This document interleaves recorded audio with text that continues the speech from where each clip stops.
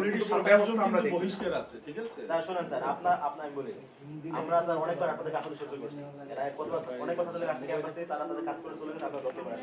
কিন্তু আমাদের কথা হচ্ছে স্যার, এবারে আমরা সহ্য করবো না। ছাত্ররা ক্যাম্পাসে আসছে, তারা প্রশ্ন টানাইছে, তারা এটা অবশ্যই অপরাধ করেছে। আপনাকে আমরা স্যার 24 ঘন্টা সময় দিলাম, আপনি 24 ঘন্টার মধ্যে সিসিটিভি ফুটেজ চেক করে কারা কারা জড়িত, এদেরকে অবশ্যই আইনে তুলে দেবেন স্যার। এটা আপনার করতে হবে।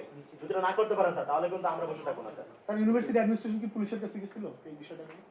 এটা তো একটা সিরিয়াস কনসার্ন যে ছাত্রলীগ এসে ক্যাম্পাসে পোস্টারিং করতেছে, একটা ইফতার সন্ত্রাসী করতেছে। নিষিদ্ধ মানে 2 দিন হয়ে গেছে। আপনাদের পক্ষ থেকে কি স্যার পুলিশের কাছে আপনারা কি কনসার্ন জানাচ্ছেন? পুলিশের কাছে গেলে কি করবে? না না, আপনারা কি কনসার্ন জানাচ্ছেন? আমরা যাবো না, তার মানে কোনো লাভ হবে না। কেন?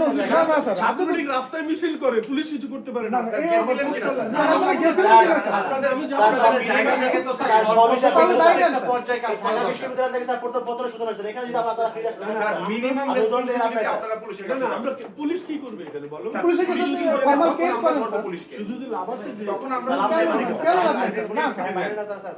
রাস্তায় তারা প্রশাসন না, স্যার। ছাত্রলীগ মিছিল করে, পুলিশ কি না, না, স্যার, সেইটা তো আমাদের স্যার, কনসার্ন ক্যাম্পাসে তো স্যার। আপনি যেটা বললেন স্যার, আপনারও ফোর্সের অনেক সংকট আছে। আপনি বললেন যে 8 জন, তাহলে এদেরকে দিয়ে আপনি কিভাবে কন্ট্রোল করবেন? স্যার, স্যার ঢাকা বিশ্ববিদ্যালয়ের রাস্তায়- ডক্টর যদি বলেন যে পুলিশ কোনো ব্যবস্থা নিচ্ছে না এবং পুলিশের কাছে উনি অসহায়, পুলিশ ক্যাম্পাসে এসে কি করবে? ক্যাম্পাসে না তো মানে যে ছেলে